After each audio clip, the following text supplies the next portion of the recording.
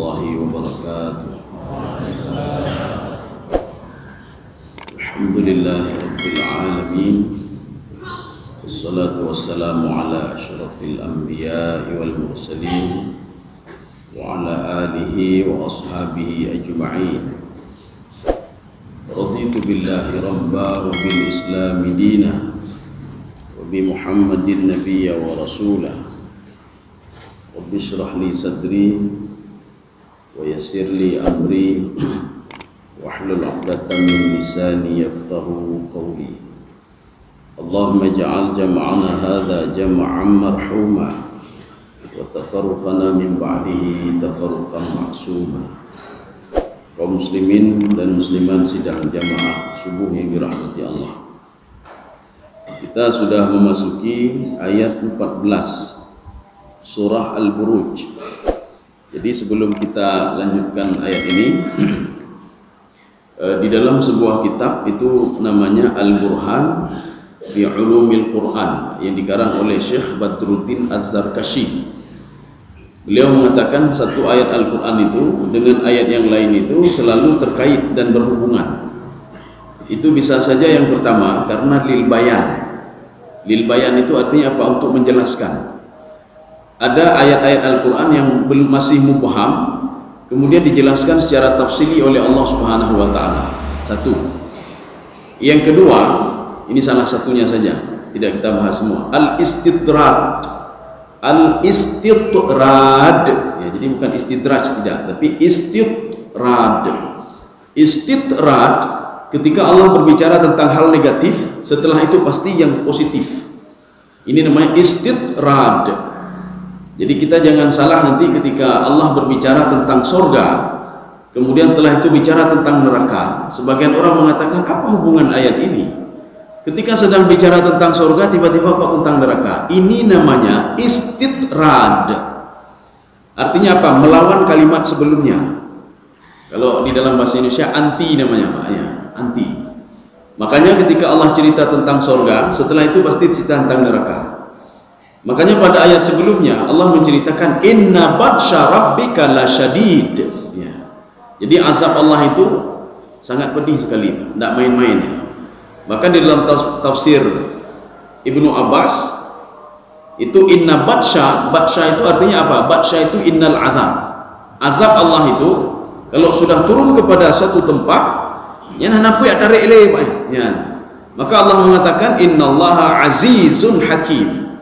Makna aziz di sini, setiap keputusan Allah akan menghancurkan satu kaum, tidak bisa dirubah keputusan itu, tidak bisa dirubah lagi, kecuali sebelum diturunkan keputusan itu orang bertaubat semua kepada Allah Subhanahu wa Ta'ala. Jadi makanya jangan sampai kita tunggu nanti inna batsya rabbika lasyadid.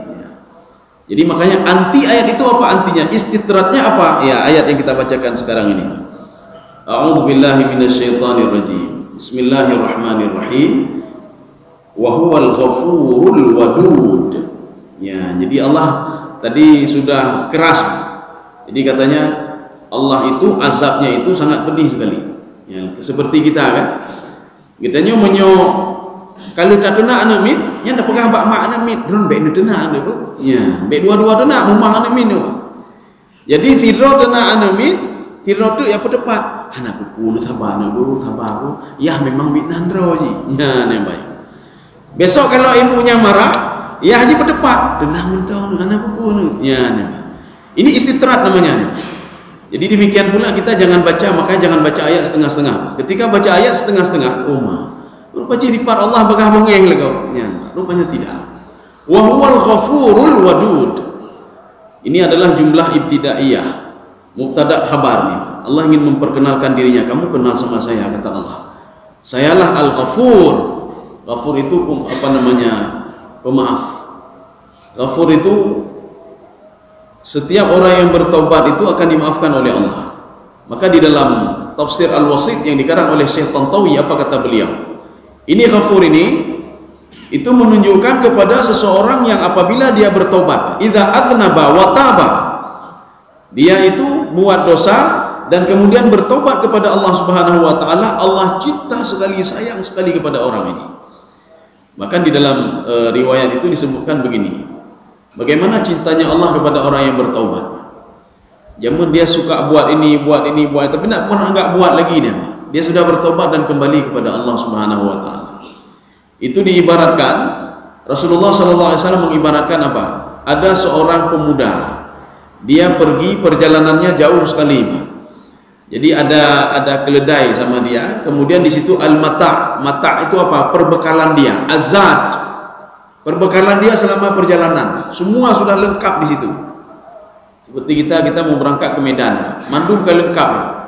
Pakaian untuk berapa hari sudah ada, semua sudah ada. Kemudian tiba-tiba kata Rasulullah, pemuda ini singgah di sebuah pohon, karena kan panas sekali, tempat itu kan panas sekali, padang pasir. Singgah di sebuah pohon. Ketika singgah di sebuah pohon, dia tertidur rupanya di situ. Ketika tertidur, rupanya keledai dia tadi sudah hilang. Gara-gara keledai dia hilang, perbekalan dia juga hilang. Bayangkan kita mau berangkat jalan kaki dari sini pergi ke Medan atau dengan kendaraan. Di tengah perjalanan kita istirahat sebentar, kendaraan hilang. Atau motor kada. Ketika mobil kita hilang, berarti baju kita hilang, duit kita hilang, mendung kada. Pemuda tadi dulu di bawah pohon itu, sudahlah, saya tidur untuk menunggu mati saja. Anak mungkin le, tawa rumah anak mungkin le, karena padang pasir itu. Pulang ke rumah anak mungkin lagi, melanjutkan ini juga nggak mungkin lagi. Ini panasnya luar biasa. Udahlah, saya tidur saja. Kalau meninggal ya meninggallah saya. Ketika pemuda ini tidur, waktu dia bangun, rupanya keledai dia sudah ada lagi di samping dia. Semua perbekalan dia masih lengkap seperti semula. Begitu senangnya pemuda ini, Pak. Cukup senang dia, Pak. Kemudian Rasulullah mengatakan, Pak, Allah lebih senang lagi kepada seorang hamba yang dia berbuat dosa dalam hidupnya, terus berbuat dosa, tapi pada akhir hayatnya dia bertobat dan minta maaf kepada Allah Subhanahu wa taala. Maka kita tidak boleh meremehkan amal ibadah orang lain, tidak boleh. Ada orang yang tidak tahajud baca Quran, putih bulan dia tahajud dah, putih bulan dia mencu tapi ada gop, putih bulan begini begitu, kita meremehkan orang lain, tidak bisa, tidak bisa. Jadi makanya dalam sebuah hadis Rasulullah, ketika Rasulullah duduk dengan sahabatnya, tiba-tiba ada seorang pemuda lewat di depan Rasulullah. Apa kata Rasulullah? Kalian mau tahu wahai sahabatku, calon penghuni neraka? Biasa jarang Rasulullah mengatakan calon penghuni neraka, biasanya calon penghuni surga nih. Tapi pada kesempatan itu Rasulullah mengatakan, kalian mau tahu nggak seseorang calon penghuni neraka? Sahabat heran juga, ini kok Rasulullah menunjukkan yang negatif calon penghuni neraka. Sahabat mengatakan, kami tidak tahu ya Rasulullah. Itu yang barusan lewat di depan kalian tadi calon penghuni neraka ini. Sahabat mengatakan, ya Rasulullah, tidak mungkin ya Rasulullah. Itu ahli ibadah dia. Setiap pertempuran engkau dia selalu ikut ya Rasulullah. Rasulullah diam saja, diam saja. Artinya apa? Yang diucapkan oleh Rasulullah itu bukan main-main. Wa ma yantiqu 'anil hawa in huwa illa wahyu yuha. Apapun yang keluar dari mulut Rasulullah SAW itu adalah wahyu Allah Subhanahu wa taala. Dan sahabat juga tahu, Pak, oh ini ada apa-apa dengan pemuda ini. Dia ikuti pemuda itu. Hari pertama, kedua, terus diikuti. Ada apa sebenarnya dengan pemuda ini? Sehingga dia itu, Rasulullah bersabda, dia adalah penghuni neraka. Setelah diikuti, rupanya pemuda ini ikut perang pada suatu hari. Ketika selesai perang, rupanya tubuhnya luka-luka. Karena tidak tahan dengan tubuhnya luka-luka itu, dia ambil pedangnya dan dia bunuh diri. Bunuh diri itu di dalam Taurat itu dilarang. Haram bunuh diri dalam Taurat. Di dalam Injil juga haram bunuh diri itu. Apalagi di dalam Al-Quran. Kenapa bisa haram bunuh diri? Seorang dengan bunuh diri dia tidak yakin kepada Allah. Hanya yakin ke Allah yang baik. Dia tidak yakin sama Al-Quran lagi. Tidak yakin sama Rasulullah SAW. Bukan satu yang tidak dia yakini. Tidak yakin sama hari akhirat. Tidak yakin sama pembalasan Allah Subhanahu wa taala. Maka tidak ada balasan lain orang seperti ini kecuali dimasukkan ke dalam neraka oleh Allah. Ketika sahabat melihat kejadian itu, mereka langsung mendatangi Rasulullah. Ya Rasulullah, benar yang kau ucapkan ya Rasulullah. Hidup dia itu hidup penghuni surga, tapi mati dalam keadaan penghuni neraka. Makanya Rasulullah SAW mengatakan begini dalam hadisnya, ada orang ya'malu, dia setiap hari beramal, amal ibadah penduduk surga. Getahajud, gepegaknya, mandu gepegak kayam. Tetapi dia dimasukkan ke dalam neraka, kata Allah, kata Rasulullah sallallahu alaihi wasallam. Itulah contoh seperti tadi. Dia beramal amal ibadah untuk memasukkan dia ke dalam surga, tapi akhirnya dia dimasukkan ke dalam neraka. Ini kalau kita merujuk ke dalam kitab-kitab tasawuf. Jadi kitab tasawuf itu selalu mengungkapkan bagaimana seseorang itu ahli ibadah dan akhirnya masuk ke dalam neraka. Contohnya siapa? Syekh Bal'am disebutkan di situ. Kalau kita merujuk ke dalam kitab Imam Ghazali juga Syekh Bal'am. Kita merujuk ke dalam Ibnu Qayyim Al-Jauzi juga Syekh Bal'am disebutkan di situ. Seorang ahli ibadah terus, bahkan dia diberikan karamah oleh Allah Subhanahu wa taala, bisa berjalan di atas angin. Kemanapun bisa dia pergi. Kitanya jangankan jalan di angin, ngati hendak rubah. Ngati dange rubah. Yo ada angin apa? Ini sudah karamahnya sudah luar biasa di atas angin. Tetapi ketika meninggal dunia sebagai calon penghuni neraka Syekh Bal'am. Belum model-model ini. Makanya katanya bertibu ke draw mentang tipu oleh malun pun betul dah. Baik dapat talah buat tapi maknanya. Umanya ibadah kalau betul dah baca. Ohnya nyoj wudu kalau betul dah baca. Ohnya dia dah baca. Tipu muhasabah nafsi terus, muhasabah. Kemudian Rasulullah mengatakan juga, ada orang itu dia hari-harinya sibuk dengan amal-amal yang bisa memasukkan dia ke dalam neraka. Itu mencua tagap, korupsi tagap, pebut maksiat. Tetapi pada akhirnya kata Rasulullah SAW, dia mati dalam keadaan apa? Sebagai penghuni surga. Mungkin orang yang bertobat kepada Allah. Kita tidak bisa meremehkan amal ibadah orang lain. Waktu ada kalian, panena, ibadahnya. Kita katakan, roh penghuni neraka. Bisa saja kita yang penghuni neraka nanti. Jadi makanya ketika kita meremehkan orang lain, bisa saja dia duluan masuk ke dalam surga. Kenapa? Ketika dia berbuat dosa, sebelum dia meninggal dunia, taubat kepada Allah Subhanahu wa taala. Dia bertobat kepada Allah. Akhirnya apa? Dia dimasukkan ke dalam surga. Jadi para ahli sufi itu mengambil hadis ini dan memberikan contoh siapa? Itulah seorang pemuda yang membunuh 100 orang. Dia membunuh 100 orang. Kalau kita lihat panina ampunan namanya mati tok cang-cang 5 malaikat ulang lengan. Tapi dimaafkan oleh Allah Subhanahu wa taala. Inilah kalimat wahwal ghafur. Ghafur itu dalam kajian Imam Zamakhsyari dalam tafsir beliau, di dalam kajian ilmu nahu, di dalam kajian ilmu saraf. Ini maknanya apa? Sighah mubalaghah. Tidak ada yang mengampuni kita kecuali Allah. Tidak ada yang lebih kita kalau buat dosa satu sama lainnya 3 kalinya hana-hana berharap 5. Ketika pertama kali kita buat salah, ini tunggu 2 kali lagi ya, kemudian setelah itu kita buat salah lagi, ini sekali lagi hana ampun li, hana ma ahli. Ketika 3 kali, ya hana ampun li, hana ma ahli, pecat dia, pecat. Tapi ketika Allah Subhanahu wa taala, kita hari ini hana tengah jalan pun dah buka astagfirullah, lalu ke maaf astagfirullah, kepampun ya Allah.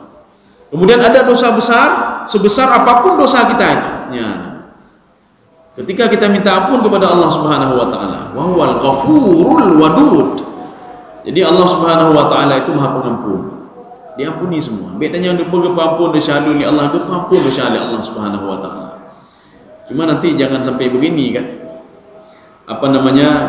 Kita dari Ubud pun najid. Memang dah protes katanya, "Nyopakan nak ilawan lun tabi dan berapa." Kenapa anak-anak kita itu kok lawan kita selalu? Perlu kita lihat 2 hal. 2 hal perlu kita lihat. Kenapa anak kita ketika kita suruh salat beribadah, gedanyo hidena ai pak. Gedanyo hidena. Bahkan pupu yang naik banting menduliku pak. Urus handro ni pak. Ya. Ini ada 2 masalah nih. Yang pertama, apakah kita pernah menyuruh dia untuk beribadah salat ketika umur 7 tahun? Kalau tidak pernah, atau umur 10 tahun, ketika dia waktu kecil tidak pernah mengenal salat, ketika kita mengajarkan salat kepada dia umur dewasa dia, ketika melawan kita, nya wajar kan? Hanya hidup mayang dari buah hidup mayangnya. Maka menyuruh anak salat itu wajib menyuruh anak salat. Muru auladakum bis salat. Wajib suruhnya walaupun anak belum wajib untuk salat. Ketika anak umur 10 tahun geyupoh hana apa? Geyupoh supaya apa? Supaya tinggal ke mayangnya. Maka kalau kita tidak lakukan, kita berdosa. Walaupun anak belum wajib untuk melakukan ibadah salat. Ini satu masalah pertama. Masalah yang kedua, kita mungkin punya dosa sama orang tua kita. Maka Rasulullah mengatakan begini, kalau kamu mau dihormati oleh anakmu, hormatilah orang tuamu. Ya. Maka menyogetnya ada anak melawan kita, berarti ada masalah kita dengan orang tua kita. Yang aja baru cik lagi ma'ahilai. Ya.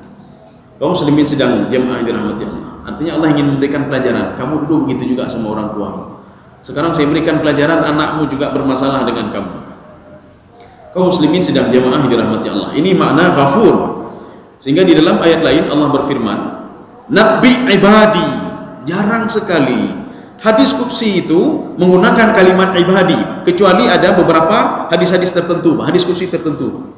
Ibadinya apa istilahnya? Hamba metuahlun, wahai Muhammad, beritahukan kepada hamba-hambaku, ya, kasih tahu sama hambaku, siapapun dia, ya.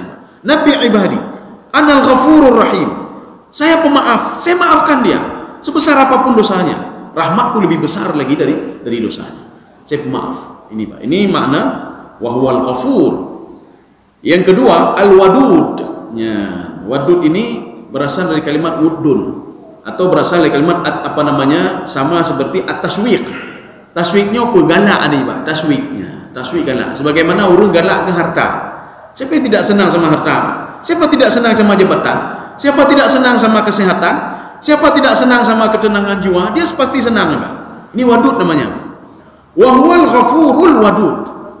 Jadi saking senangnya Allah itu, ini dalam tafsir Jalalain Pak, sehingga diberikan karamah kepada orang yang disenanginya. Allah senang kepada si fulan, maka diberikan karamah kepada dia. Kalau kita merujuk ke dalam tafsir Al-Baydawi ketika menyikapi ayat ini, jadi beliau menghubung-hubungkan dengan ayat ya bani Israil awfu, ya bani Israil dzkuru ni'mati allati an'amtu 'alaikum wa awfu bi'ahdi ufi bi'ahdikum wa iyaya farhabun. Jadi kita ambilnya bukan dari pertama, tidak. Kita ambil dari tengah ini. Aufu bi'ahdi. Kamu pegang janji dengan saya, kata Allah. Bagaimana pegang janji dengan Allah? Kamu salat, kamu beribadah, patuh kepada aku, kata Allah. Ufi bi'ahdikum. Saya akan memenuhi semua janji-janji saya kepadamu. Saya berikan pahala kepadamu. Saya jaga kamu. Bahkan di dalam tafsir Al-Baydawi lagi beliau menambahkan, sa'utikum al-karamah. Saya berikan karamah kepadamu. Saya jaga kamu. Ya. Yuk kipan dah karamah katanya apa? Temayang dan teputan ya Pak. Ibu kadu yang gepo kena gepo gede temayang tan ya Pak. Berarti nyobina ke karamah nih nyenjen ya Pak. Jadi jipo kena ipo gede temayang tan teputan ya Pak. Kenapa mau tepu piganya Pak? Ini bukan karamah namanya. Jadi karamah itu seorang patuh dan taat kepada Allah, saking patuhnya dan taat kepada Allah sebagai imbalan yang diberikan karamah oleh Allah. Ini versi tafsir Al-Baydawi. Imam Jalalain begitu juga. Yu'tikum al-karamah. Jadi wadud itu adalah karamah yang diberikan oleh Allah Subhanahu wa taala. Kaum muslimin sidang jamaah yang dirahmati Allah. Jadi makanya dalam tafsir Al-Baydawi juga beliau mengatakan apa? Ada yang mengatakan juga aufu bi ahdi. Kamu jalankan perintahku, ufi bi ahdiku. Akan saya berikan balasan kepadamu. Akan datang rahmatku dan memberikan balasan kepadamu, yaitu surga. Makanya pada suatu hari Rasulullah sallallahu alaihi wasallam berdialog dengan Ibnu Abbas. Apa kata Rasulullah? Sehingga ini menjadi sebuah hadis ya. Rasulullah mengatakan, wahai Ibnu Abbas, ittaqillah, apa namanya? Ihfazillah yahfazka. Ihfazillah tajidhu tujahaka. Wahai Ibnu Abbas, jagalah Allah, Allah akan menjagamu. Apa jagalah Allah? Jaga waktu salat. Jaga perintah Allah. Jaga apa yang dilarang oleh Allah. Jaga segala aturan-aturan yang diberikan oleh Allah Subhanahu wa taala. Insya Allah Allah akan menjaga katanya. Bagaimana Allah menjaga kita? Menjaga katanya wate temayang nada jaga. Bagaimana katanya itu jaga oleh Allah Subhanahu wa taala? Dipenuhi semua keinginan kita. Kalau kita tidak tidak memenuhi semua yang diperintahkan oleh Allah Subhanahu wa taala. Ketika gayunya gayuje rumah berat lagi. Makanya Ibnu Qayyim Al-Jauzi ada juga dalam kitab beliau, dalam kitab yang lain tapi cerita tentang Ibnu Qayyim Al-Jauzi, An-Nafsu Al-Bashari. Artinya hati-hati seseorang itu. Inda Ibnu Qayyim Al-Jauzi, ini nama kitabnya. Di situ disebutkan seorang kenapa malas beribadah. Di situ disebutkan seorang itu kenapa cepat marah nih Pak. Bangga bengeh Pak. Baju-baju ka bengeh li Pak. Baju-baju ka bengeh li Pak. Ya. Itu karena dosa yang ada dalam hati dia. Makanya orang jahiliyah itu. Ini di dalam kitabnya Syauqi Dhaif, seorang pakar sejarah Arab itu. Jadi kata beliau, kenapa orang Arab itu sumia bi jahiliyah? Kenapa dikatakan dengan jahiliyah? Walaysa huwa dhiddul ilmi. Ini kata Syauqi Dhaif. Bukan jahiliyah yang dimaksudkan dalam sejarah itu adalah lawan daripada orang-orang berilmu, orang bodoh. Tidak bodoh mereka. Kenapa dikatakan jahiliyah? Syadidul ghadab, sur'atul ghadab, karena cepat marah. Jadi orang Arab itu kan cepat marah. Makanya mereka itu dipanggil dengan orang jahiliyah. Bagah bengeh, bagah bengeh. Satu. Yang kedua, as-safhu, Kalau ada apa-apa selalu menumpahkan darah, maka dipanggil dengan jahiliyah. 2. Yang ketiga, hum ya'buduna siwallah. Mereka menyembah bukan selain Allah Subhanahu wa taala. Maka kalau kita ini ada tiga sifat ini, lebih jahiliyah dari orang-orang jahiliyah dulu, ya. Lebih jahiliyah dari mereka. Makanya bagah bongeh. Makanya bagah bongeh itu identik dengan apa?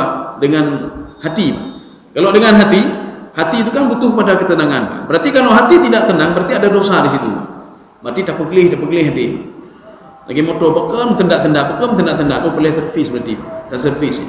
Jadi kotor-kotoran ni pegelih mendu. Ya.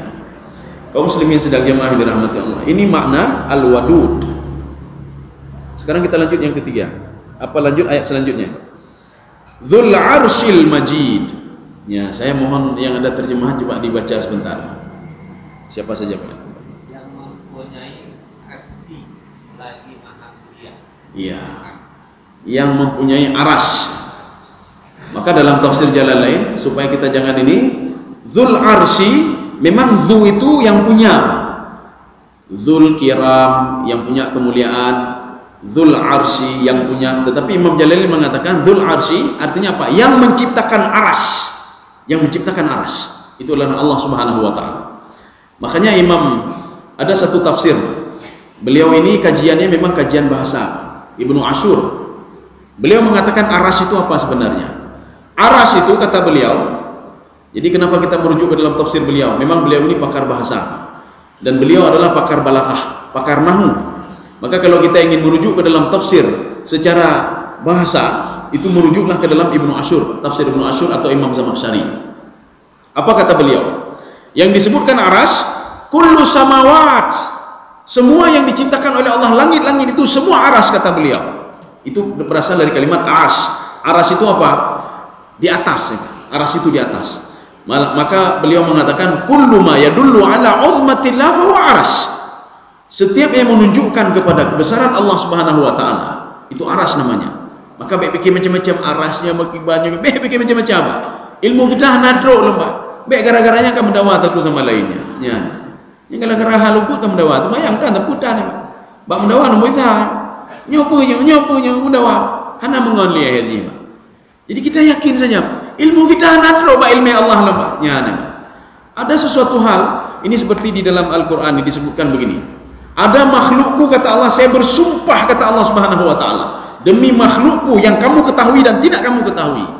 Sampai sekarang kan terbukti, Pak. Ada binatang-binatang yang belum diketahui oleh manusia. Sehingga ketika ditemukan ada penemuan baru, binatang baru pada kajamun yang diciptakan oleh Allah. Ketika mereka menemukan bintang, ini bintang baru bintang oleh Pak. Ini ada planet baru oleh planet. Karena keterbatasan ilmu manusia. Makhluk Allah saja nak sanggup dia deteksi, apalagi Allah yang menciptakan makhluk itu. Jadi hendak perlu kita mendawai, Pak. Mendawai tentang makhluk Allah. Untuk dah tepu gerah dia, Pak. Ketika meninggal dunia kita itu, maka sebagian tafsir mengatakan apa? Seorang itu illiyin itu di mana? Illiyin itu fi sama'i sab'a, pada langit ketujuh. Ada yang mengatakan illiyin itu di mana? Tahtal aras, di bawah aras. Untuk dah tepu gerah dia. Jangankan arah melangit-langit dah tepu rumah. Oh, nyoh lagi kok. Menyoh meninggal, Pak. Jadi maka bercita-citalah untuk meninggal. Ya. Ada je menyohana meninggal hantar merumpuk dengan Allah. Menyohana meninggal hantar merumpuk dengan alam barzakh. Alam barzakh yang kita takuti, Pak. Yo lo alam barzakh. Padahal alam barzakh itu nikmatnya lebih luar biasa dibandingkan alam dunia ini. Alam dunia kadang tentara apa? Dah sabar, Pak. Dah masjid dah sabar, suub dah sabar, matum dah lagi masjid dah sabar, mendu sabar. Tapi nyokatro alam barzakh ini dengan syarat kita punya amal ibadahnya. Kita patuh dan taat kepada Allah. Anak tentara le di sini pungu katanya. Tsumma tuwaffawna ujurakum yaumal qiyamah. Saya sempurnakan kata Allah Subhanahu wa taala nikmatku nanti. Maka ketika di dalam rahim nikmat diberikan sedikit, ketika di dunia diberikan lo bacuk tu mentamah lo nya. Kemudian baik perteh-perteh Allah ini nya. Makanya dalam tafsir Sya'rawi, apa kata Imam Sya'rawi? Manusia itu kata beliau, kalau tahu hikmah di balik musibah itu yang menimpa dirinya, dia tahu hikmahnya, setiap hari dia berterima kasih kepada Allah. Setiap hari berterima kasih. Nyoronyo karugo, alhamdulillah ya Allah. Ada pelajaran penting di belakang ini ya Allah. Ya banyak. Selalu dia bersyukur kepada Allah. Tinggal kenanglah musibah. Alhamdulillah ya Allah. Nyona saja Allah akan dijuk kelu ya Allah. Ya banyak. Tapi menyuruh hai depu tepu Pak. Nak pandai berterima kasih. Kalau pulomnya kamu meninggal ni ulam lu. Pulom nya kagadah ulam harta. Pandai ibadah tapi lu ibadah depan Pak. Nyo karugo ulam, kanyo ulam, kaji ulam. Ha ini ibadah yo. Namun lagi bangun tahajud. Uci bedah tahajud diberikan kehormatan oleh Allah. Hana lebih tepu oleh Allah Subhanahu wa taala. Kaum muslimin sedang jemaah dirahmati Allah. Nyo hana betul uci urung lagi Pak. Jadi makanya kata Imam Syarawi, seorang itu kalau tahu hikmah di belakang musibah yang menimpa diri dia, setiap hari dia akan berterima kasih kepada Allah Subhanahu wa taala. Cuma masalahnya apa? Dia tidak tahu hikmah di belakang musibah itu. Setiap hari dia mencaci maki, "Petalah lu ni Allah, bukan bino, bukan bini. Kenapa seperti ini? Kenapa seperti ini ya Allah?" Setiap hari protes pada Allah. Maka makna Dzul Arsy Al-Majid ini ada dua tafsiran. Ada yang mengatakan yang majid itu, majidnya mulia nih Pak. Yang majid itu adalah aras. Aras itu begitu tingginya aras Allah Subhanahu wa taala. Satu. Yang kedua, Al-Majid itu adalah sifat Allah Subhanahu wa taala. Allah itu maha mulia. Ya. Maha tinggi. Maka kalau cerita aras itu maha tinggi Allah Subhanahu wa taala. Jadi makanya Dzul Arsyil Majid, Allah ini dua tafsiran. Allah yang memiliki aras itu agung. Ya, ini satu. Tafsiran yang kedua, Dzul Arsyil Majid, Allah itu yang menciptakan aras. Bahkan kalau dalam versi tafsir Ibnu Asyur, mana aras itu? Semua kullu samawat yadullu ala uzmatillah fa huwa aras. Yang menunjukkan kepada ketinggian kehebatan Allah itulah aras namanya. Al-Majid. Kenapa Allah Subhanahu wa taala bisa menciptakan semuanya? Karena salah satu sifat Allah adalah Al-Majid, maha agung, maha tinggi, maha mulia.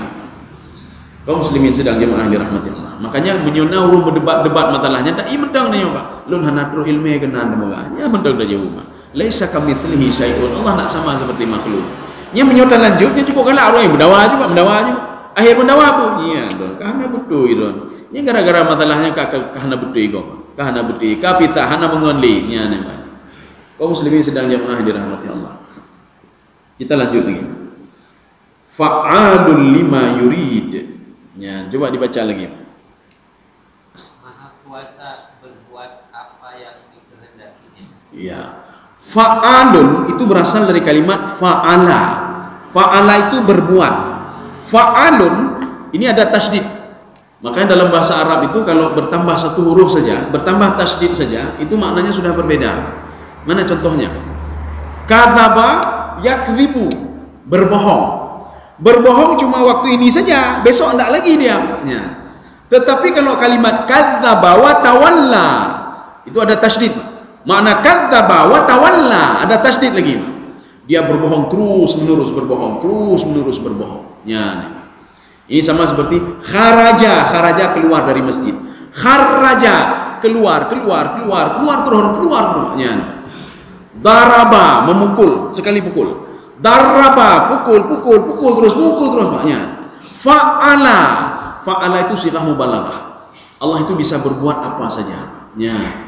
Makanya kalau ingin minta yang mustahil, mintalah kepada Allah Subhanahu wa taala.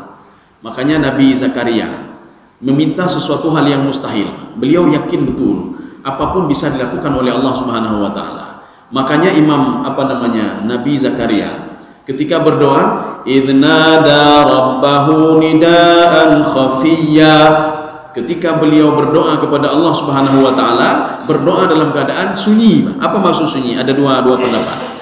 Yang pertama, beliau melihat ke kiri kanan, baik kalau urung berdoa dulu aja ya, karena hana urung. Ya Allah menuju anu keluh ya Pak. Umur beliau 80, ada yang mengatakan 84, ada yang mengatakan 87 tahun. Kenapa beliau melihat ke kiri ke kanan? Karena nanti didengar oleh orang lain, baik dengar oleh orang lain. Oh, laki anu ya ana gedhero ka Tuhan laki anu. Umur 87 laki anu. Ya Allah menuju anu keluh ke Tuhan baik. Dilihat oleh orang samping. Oh, jadi makanya ini pendapat yang pertama. Makanya kita ini kalau rame-rame itu susah berdoa. Pakai dengar liur tempeng dan penelakeran. Baik karu gede-gede. Susah berdoa apa? Sedang berdoa kaitannya penelakeran. Ya nama. Ya Allah nepeglah hutang lu. Dengar dia. Lihat hutang nanya. Oh, ya nama. Kagura urungnya. Jadi makanya enaknya berdoa itu apa? Nidaan khafiyah. Ini yang pertama. Yang kedua, yang dimaksudkan dengan nidaan khafiyah, bangun tengah malam. Cok wudu, temayang tahajud. Berdoa Allah, hana tahu dengar apa? Hana tahu dengar. Kecuali iblis dengar betul Pak. dengar dari iblis. Bahkan kalau kita tidur membaca ayat kursi, kita baca Al-Quran, baca wudu, iblis naik berdoa dan jawab. Dia tidak mendekati kita, bahkan dia menjauhi kita. Apa kata iblis? Kita akan ketemu besok pagi ya. Besok pagi ketemu. Maka ketika kita bangun salat tahajud, belum ketemu lagi sama dia, Pak. Golong bengong lah. Jadi makanya paling-paling yang mendengar kita itu kiraman katibin, dua malaikat ini atau malaikat hafazah. Kemudian Allah Subhanahu wa taala nya menteh dengar katanya. Minta apa saja, hana tho proteh-proteh. Hana tho yakeun. Unlah kera hana mampu binya. Hana tho yakeun nya. Menyona tho keunnya nepelung juga. Mungkin nana iblis tempeng, Pak. Unlah kenya, Pak. Kaum muslimin sedang jemaah dirahmati Allah. Ini makna fa'al. Fa'al itu Allah bisa berbuat apa saja. Yang tidak mungkin pun bisa dilakukan oleh Allah. Yang enggak mungkin sama manusia. Enggak mungkin apa? Air laut tidak mungkin naik ke atas gunung. Enggak mungkin. Karena sifat air laut itu dia turun ke bawah. Apa yang tidak mungkin? Fa arsalna alaihim sailal arim. Ketika Allah Subhanahu wa taala menghancurkan kaum Sabak. Sabak, coba perhatikan Sabak. Yang menyodajak Pak Nanggro Sabak di Yaman itu, kita harus masuk San'a dulu, Pak. San'a, kita naik turun, Pak. Ketika itu sampai ke Sabak. Artinya apa? Itu Yaman itu adalah Nanggro bukit-bukit dan lembah. Nanggro bukit dan lembah. Secara logika, tidak mungkin air laut itu bisa naik dan menghancurkan kaum Sabak. Tidak mungkin. Tapi apa yang tidak mungkin sama Allah Subhanahu wa taala? Air laut merah itu, air laut Arabic Sea itu, dinaikkan oleh Allah Subhanahu wa taala. Fa arsalna alaihim sailal arim. Saya kirimkan kepada mereka itu tsunami, maknanya tsunami. Ketika sudah dihancurkan air laut tadi balik lagi ke laut. Balik laut. Coba kita lihat tsunami kita kemarin itu. Air yang besar sekali kemana sudah dia? Apakah menggenang? Balik laut lagi ni.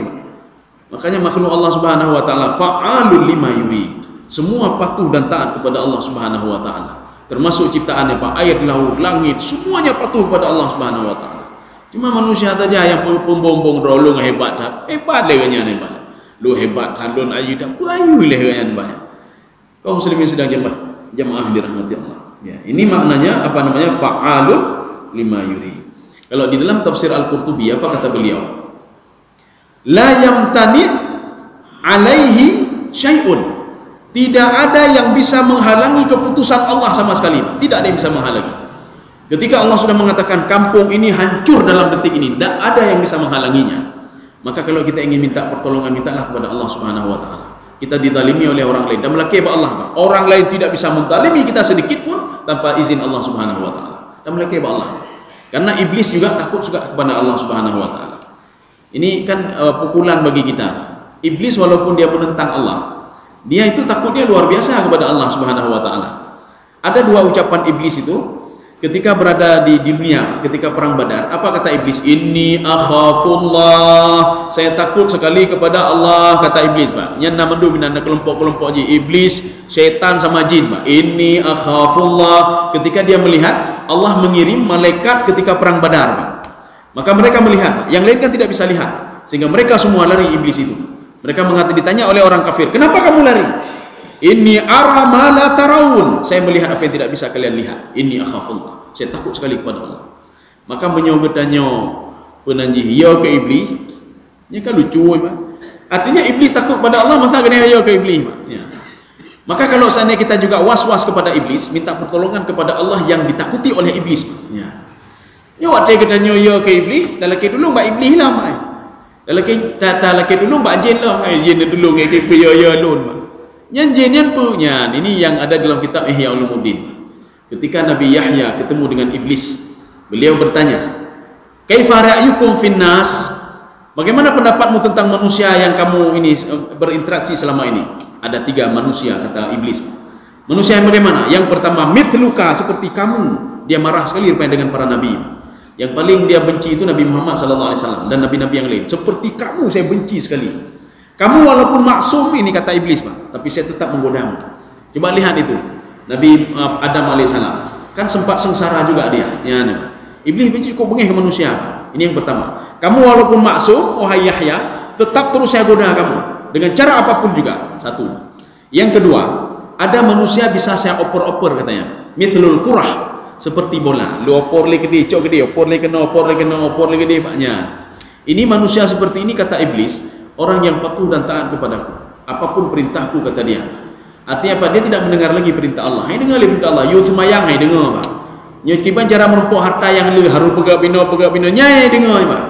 Bagaimana cara lain buat seperti ini, buat kesyirikan, ikut pegak dengan Pak. Dia adalah teman-temanku, kata iblis. Dia dengan mudah sekali saya oper ke sana, oper kemari. Yang ketiga apa? Yang ketiga ini saya marah sekali pada orang ini. Ya, nih Pak. Nyokonya umat penaji, salah satunya adalah umat Nabi Muhammad SAW yang diberikan kelebihan oleh Allah Subhanahu Wa Taala. Kita walaupun ibadah sedikit, tapi diberikan pahala banyak. Kita walaupun bukan kita saja sebenarnya, yang lain begitu juga. Kalau pahala tidak, orang kita saja yang dilipat-lipat gandakan oleh Allah. Tapi kalau berbuat dosa, kemudian bertaubat, akan diterima taubat oleh Allah Subhanahu Wa Taala. Dengan syarat apa? SOP-nya sudah memenuhi syarat, baru diterima taubat oleh Allah Subhanahu Wa Taala. Orang yang ketiga, kata iblis, saya menggoda dia puluhan tahun, saya menggoda dia. Dia patuh kepada saya. Tapi suatu hari dia bertobat kepada Allah Subhanahu Wa Taala. Dosa-dosa dia itu diampuni oleh Allah Subhanahu Wa Taala. Saya benci sekali pada orang ini. Kata pupu 20 tahun, tapi ketika itu dia bertobat kepada Allah, minta maaf, dimaafkan oleh Allah. Tapi saya tidak pernah putus asa, kan? La ayas. Saya tidak pernah putus asa. Terus saya menggoda dia sampai dia mati. Bahkan iblis itu ada permohonan iblis kepada Allah. Berdoa iblis kepada Allah Subhanahu Wa Taala. Apa doa iblis? Memang agak unik sedikit doa iblis ini. Jadi doa iblis ketika dia menggoda ahli ibadah itu, dia sempat berdoa begini, ya Allah, panjangkanlah umurnya ya Allah. Ya, nih. Katanya waktu dia dengar doanya, oh kita akai iblis, terima kasih iblis karena panjang umur lu, lelaki doa Allah ya, Pak. Rupanya iblis minta kita panjang umur. Kenapa? Dia nak sanggup lagi dia menggoda manusia. Dia goda ini berbagai cara, nak bisa lagi, Pak. Dia ada satu cara lagi, mungkin dengan panjang umur seorang ini, orang itu akan jauh dari Allah Subhanahu Wa Taala. Jadi makanya katanya baik laki panjang umur, dan laki berkah umurnya, nih Pak. Kepu panjang umur tu 200 tahun, hana pi urung 200 tahun, nih Pak. Nyo 200 tahun, hai doh gejak le, mengejak gede, roh gejak gede, Pak. Nya hana doh gejak le, Pak. Nya 200 tahun, Pak. Gedung ini oleh papa gedung ini, Pak. Jadi artinya kita minta kepada Allah kan panjang umur dalam Pak, keberkahan umur. Ya Allah, berkahilah umurku ya Allah. Walaupun umur pandang, Pak, tapi berkah, ya Pak. Makna berkah itu apa? Berkah. Jadi berkah itu begini, dalam satu waktu kita bisa menyelesaikan ini, bisa buat ini, mangat hati. Tapi naureng tu watai kejo oleh Allah 24 jam. Apapun tak bisa dia lakukan. Waktu kita tanya bagaimana Pak? Nacan, Pak. Nacan tagayu. Hai nejak masjid, hana watai. Nejak pengajian, hana watai. Hai nejak kedai, hana watai, Pak. Hai nana pun tajak sama dia, hana watai, Pak. Kita panjaran daurah hana watai lu. Tipu selalu dia. Ini orang seperti ini, walaupun waktunya 24, kita tambah lagi 6 jam. Tekedi nawatel 20 jam, tak cukup juga waktu dia. Artinya apa? Hidup dia tak ada berkah. Ketika hidup tidak berkah, kita perlu melihat dari mana hartanya itu, dari mana kehidupannya itu. Yang pelihara kalian, bisa saja dia hidup dalam maksiat. Kalian maksiat, paju harum, kurangi timangan, tali migop dan lain sebagainya. Makanya yang berkah itu apa? Waktu sedikit tapi semua bisa dia lakukan. Nyo kali udah puput, jih kabere. Fa idza faraghta fansab. Apabila waktu kita sudah habis tu, fansab, Allah minta sedikit saja. Kamu duduk, kamu mengingatku, kata Allah. Baju mendang, Pak. Punya sibuk dah kita nyawa. Kita sibuk sekali, Pak. Saya sibuk ngurus perusahaan, sibuk ngurus ini, sibuk. Allah mengatakan sedikit saja, kata Allah, sebentar saja. Fa idza faraghta fansab. Kamu duduk sebentar saja, 5 menit saja boleh.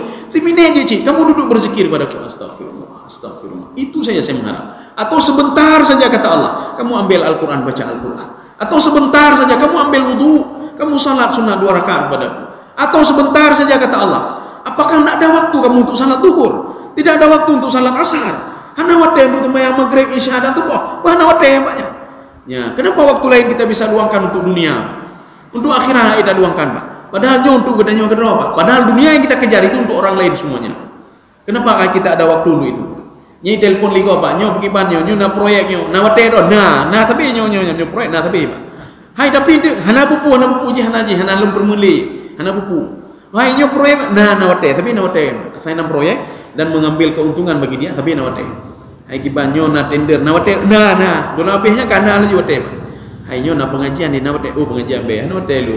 Susah kan Pak, ada pegah pengajian. Wate ada pegah ibadah susah ya, Pak. Susah. Anjir lu na wate lu. Hai tak belajar dulu ni umah na wate taganya. Kaum muslimin sedang jemaah yang dirahmati Allah. Fa'alun lima yurid. Bahkan di dalam tafsir As-Sa'di kita sampai segitu saja, Pak. Jadi 2 ayat udah. Jadi baik lilit ayat di dua. Fa'alul lima yurid. Dalam tafsir As-Sa'di apa kata beliau? Kun fayakun. Jadilah maka jadilah. Jadi kalau ingin minta keajaiban, itu minta kepada Allah. Jadi selama ini hana keajaiban aku bodoh dengan malam. Laki Allah Subhanahu wa taala. Jadi makna fa'alul lima yurid itu maknanya apa? Kun fayakun. Kalau Allah sudah menghendaki terjadi ini maka terjadilah. Ya, maka minta kepada Allah. Cuma masalahnya apa? SOP-nya kita tidak kita jalankan. Allah mengatakan apa? Doa kamu akan aku kabulkan waktu itu juga, tapi dengan 2 syarat. Mungkin syarat ini yang tidak kita penuhi. Apa syaratnya? Falyastajibuli. Kamu mendengar saya, kamu patuh kepadaku, kamu tinggalkan semua yang aku larang, kata Allah Subhanahu wa taala. Kemudian yang kedua, wal falyastajibuli wal yu'minu bi. Kamu yakin kepada saya. Ketika berdoa kamu yakin. Karena orang ada berdoa nah yakin, ya Allah ni rezeki lah nanti. Tuh deh gitu mana mungkin ya. Kita saja tidak yakin bagaimana mau dikabulkan doa kita oleh Allah Subhanahu wa taala. Jadi bu yakin katanya, Pak, bu yakin. 2 syarat ini harus ada sama kita. Makanya ketika Nabi apa itu? Nabi Zakaria ya. Nabi Zakaria ketika punya anak, ditanya oleh Nabi Zakaria, tanda-tanda saya punya anak apa? Ya. La tukalliman nasa thalatha layalin sawiyah. Jangan kamu ngomong dengan orang lain. Artinya apa? Jagalah dirimu. Jangan buat maksiat selama 3 hari ini. Ya, menabi medeng nama artinya apa? Allah mungkin dalam perkataan ya, dalam perkataan roh menyinggung gok dan lain sebagainya. Kamu diam saja selama 3 hari. Prosesnya dalam 3 hari ini. Ya, nyo patuh deh. Nyo hana ne apa dah berdoa ya Allah nejo rezeki kelun. Tak tebi doa kata talimi kau. Kipa nejo rezeki ni Allah. Ya Allah nejo ulun nyo netulung ulun. Ketika itu waktu mau ini kan kata pegang mati ni. Sudah kita makan haram lagi. Sudah kita talimi orang lain. Sudah kita kurangi timbangan. Bagaimana mau ini? Cuma sabar dulu, Pak. Sabar dulu. Sabar. Kita akan melihat keajaiban-keajaiban setelah itu. Di dalam tafsir Ibnu Katsir, Rasulullah SAW, di situ ada hadis yang dikutip oleh Imam Ibnu Katsir. Apa sabda Rasulullah? Itu kalau seandainya Nabi Musa dia mau bersabar, ya, beliau bukan melihat 3 keajaiban saja, tetapi lebih daripada 3 keajaiban. La nadhara al-ajab. Akan beliau lihat keajaiban-keajaiban yang lain. Cuma karena beliau tidak sabar saja. Maka keajaiban yang dia lihat itu cuma 3. Maksud keajaiban apa? Yang di luar akal manusia, 3 ini. Karena Nabi Musa tidak sabar, maka yang cuma dilihat 3. Coba sabar sana yang sabar, kata Rasulullah. Dia akan melihat keajaiban-keajaiban yang lain. Kita begitu juga. Kita karena tidak sabar saja. Kita yang mengenai Nabi berdoa langsung diterima oleh Allah. Padahal syarat-syaratnya belum lengkap lagi. Ya. Kaum muslimin sedang jemaah yang dirahmati Allah. Saya rasa cukup sekian. Jadi insyaallah pertemuan selanjutnya kita lanjutkan hal ataka hadithul junud. Mungkin ada yang ingin bertanya, kami persilakan. Iya. Iya. Iya.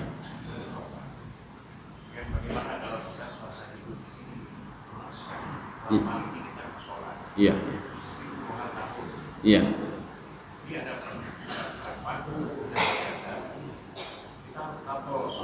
Iya. Iya. Iya. Iya. Iya.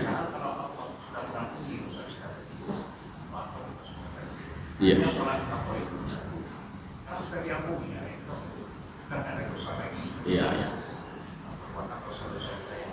Oh iya, iya. Iya, iya. Ya, ini ada 2 pemahaman nih. Pemahaman yang pertama, ada orang hidup dalam keadaan kafir. Dia kafir selalu. Salat tidak ada, apa-apa tidak ada, Pak. Dia kafir. Dia musyrik dan kafir, tidak beribadah dan lain sebagainya. Kenapa tidak salat? Memang dia kafir. Ketika dia bertobat kepada Allah, itu yang di belakang itu diampuni semua oleh Allah Subhanahu wa taala. Yang dia pampun undung, Pak. Ya, dipampun undung oleh Allah. Inilah yang dimasukkan dalam hadis itu. Dia seperti la dzamba lahu, tidak ada dosa lagi dia. Ya. Dan amal ibadah pun yang dilakukan pada masa jahiliyah itu tidak diperhitungkan juga oleh Allah. Ini sebagaimana hadis Aisyah, ketika ada seorang ketika masa jahiliyah itu, masa kafir dia bersedekah. Ketika itu dia masuk Islam. Aisyah bertanya, "Ya Rasulullah, apakah seluruh perbuatan dia dulu diperhitungkan oleh Allah?" "Tidak," kata Rasulullah. "Kenapa ya Rasulullah?" "Li'annahu la yu'minu billah." Dia tidak beriman kepada Allah. Satu. Pemahaman yang kedua, orang itu sudah mukmin tapi dia tidak salat. Ya, ini beda. Yang pertama tadi, dia kafir, dia tidak salat, tidak beribadah, dia mencuri dan lain sebagainya. Kemudian yang kedua, seorang itu sudah syahadat, dia asyhadu an la ilaha illallah, dia sudah beriman. Kemudian dia tinggal salat. Tinggal salat kan artinya bermaksiat, sudah maksiat pada Allah, dia sudah menzalimi diri dia sendiri. Maka kalau kita merujuk ke dalam fikih madzhabul arba'ah, ada fikih 4 mazhab, satu. Kemudian yang kedua, fikih islami wa adillatuh. Saya cari-cari dalil, lu minta dalil supaya salat itu tidak ulangi lagi. Nah, paham ya. Lu minta hanam demer banyak. Jadi artinya dalam fikih islami wa adillatuh, keempat mazhab itu sepakat wajib untuk mengqadha salatnya kembali. Karena itu janji dia dengan Allah Subhanahu wa taala. Jadi kenapa orang kafir tidak? Orang kafir memang dia sudah kafir, dicap kafir oleh Allah. Orang musyrik juga dicap musyrik oleh Allah Subhanahu wa taala. Jadi makanya kita ini disuruh mengqadha kembali salat. Ada yang unik di sini lagi. Ya. Seorang wanita ketika dia haid waktu bulan puasa kan tidak bisa puasa, apakah harus mengqadha puasanya? Mengqadha. Seorang ketika haid dia tidak salat, apakah mengqadha salatnya? Tidak. Nyatanya apa beda ya? Dan mau apa bedanya? Coba lihat. Lu ngatain orang tanya mak lu mumang sih. Kenapa tidak qadha salatnya? Kenapa mesti qadha itu? Ya. Ini makanya ada satu hal yang kadang-kadang nggak masuk ini manusia hana aja kan. Lagi seperti kita sudah hampir wudu, tiba-tiba ini gendun. Kenapa tidak kita oleskan air saja Pak gendun yang mendeng Pak? Ya. Kenapa harus ambil wudu ulang? Ya. Kemudian ketika kita mandi junub begitu juga ya, mandi junub. Kemudian kan beda ada nih Pak namanya. Itu juga seperti itu juga. Maka ketika ibu-ibu nanya ke saya begitu, lu nak doa jauh uci, lu bukan bina, bu menjalankan mentang bagi banyak dikun oleh Allah. Ketika itu mengqadha salat, mengqadha puasa, qadha puasa terus bunya. Tapi salat tidak qadha. Hana orang yang haid dan yang penembuna, saya mengqadha salat. Hana yang qadha salat namanya Pak. Jadi artinya apa? Itu karena itu penyakit dan memang diciptakan oleh Allah seperti itu. Dan yang pertama, kemudian salat itu kan hampir setiap hari Pak, diberikan rukhsah oleh Allah Subhanahu wa taala untuk tidak salat dan mengqadhanya lagi. Tapi karena puasa itu setahun sekali, ini jawaban orang awamnya. Jawaban orang awam ya.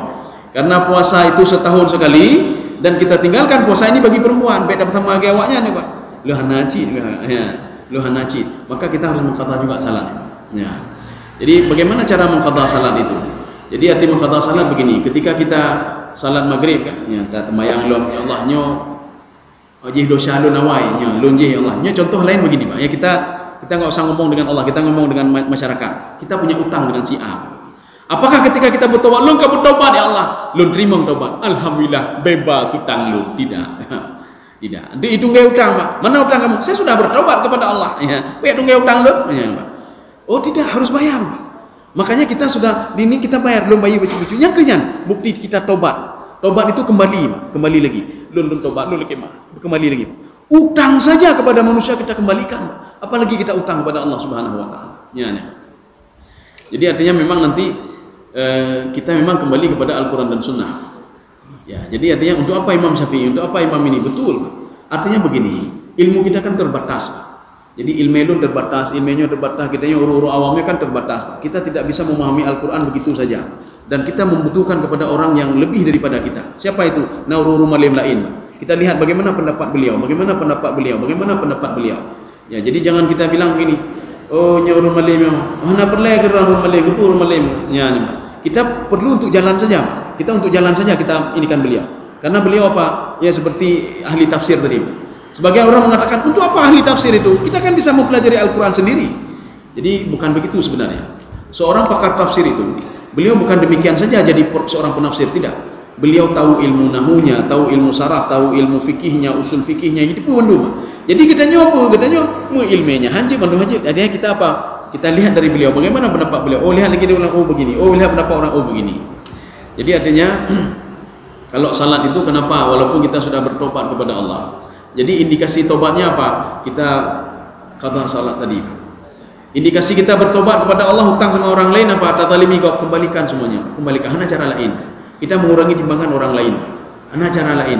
Kita yang kita takutkan amal ibadah kita ditolak oleh Allah Subhanahu wa taala. Gara-gara apa? Kita mendalimi orang lain. Kembalikan semua harta orang lain, ada cara.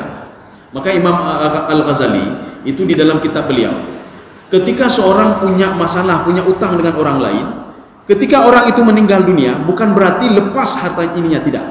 Bagaimana caranya? Diberikan cara oleh Imam Ghazali. Kamu ketemu dengan ahli warisnya, kamu berikan semua utangmu kepada ahli warisnya. Satu. Kalau tidak ada ahli waris bagaimana? Ya, ahli warisan apa? Kalau kita minta ke dia hana merumpok. Cara yang kedua kata Imam Ghazali, berapa utang kamu? 1 juta. Ambil uang 1 juta itu, kamu niatkan kepada orangnya. Nyo ya Allah, nyo utang lun 1 juta ya Allah. Lun pembalik hana mungkin le kamu ninggai. Lun minta sanak family hana mungkin le ya Allah. Nyo ya Allah, buat nyo utang lun, buat nyo ni tipulan ya Allah, buatnya. Cara kedua. Cara ketiga kata Imam Ghazali, berdoalah kepada Allah. Bagaimana berdoa? Mudah-mudahan di padang mahsyar nanti orang itu tidak mencari kita apa, hanya minta kepada nyo. Tapi Imam Ghazali mengatakan saya tidak jamin dia tidak mencari kamu. Dia akan mencari kamu. Makanya urung yang mengutang pak kepada nyo, pasti 10 tahun 20 tahun pasti ingat dia pak. Tipulan nama utang pak lu. Ya walaupun 1,000 rupiah ingat dia pak. Punya urung utang pasti ingat pak. Apalagi dibangkitkan di padang mahsyar. Ketika seorang itu tidak tahu kemana mau lari lagi, dia mencari hujah di depan Allah. Ya Allah, si fulan ada utang. Ya, pakai madrong adanya, Pak. Dia punya utang dengan saya. Kamu maunya apa? Saya maunya amal ibadah dia, ya Allah. Dia juga punya utang, ya Allah. Dia juga punya utang. Saya mau amal ibadah dia, ya Allah. Nyanyian yang kita takutkan nanti. Jadi artinya apa? Kita ini kan ingin ketenangan jiwa. Kalaupun nanti ada yang tidak mengakui masalah qada itu, hum lah hana matalah lah. Ini untuk jaga-jaga saja. Kalau ada yang aku dah qada loh. Jadi artinya ini untuk menjaga-jaga saja. Menjaga-jaga begini. Kalau seandainya betul yang dikatakan oleh ini bagaimana itu? Betul bagaimana? Artinya untuk jaga-jaga saja. Seperti Imam Syafi'i. Imam Syafi'i kami untuk kemarin, tapi beliau lebihkanlah sedikit. Maksud lebihkan sedikit apa? Supaya kita enggak ragu-ragu. Ya sedang tak wudu, sedang tak pakai apa? No truk. Kena hana truk, maka dilebihkan sedikit. Maka namanya dalam Imam Syafi'i itu ihtiyati namanya. Ihtiyati. Ya. Ketika mentakar minyak orang lain, Allah lebih becu lah. Ya dulu kurung kan baik gara-gara kurung bacunya, lalu itu mau dalam neraka ni banyak. Dituntut oleh Allah Subhanahu wa taala. Demikian. Ya, cukup ya katib. Mudah-mudahan ada manfaatnya bagi tuan dan jemaah sekalian. Subhanakallah bihamdika asyhadu an la ilaha illa anta astaghfiruka wa atubu ilaik. Assalamualaikum warahmatullahi wabarakatuh.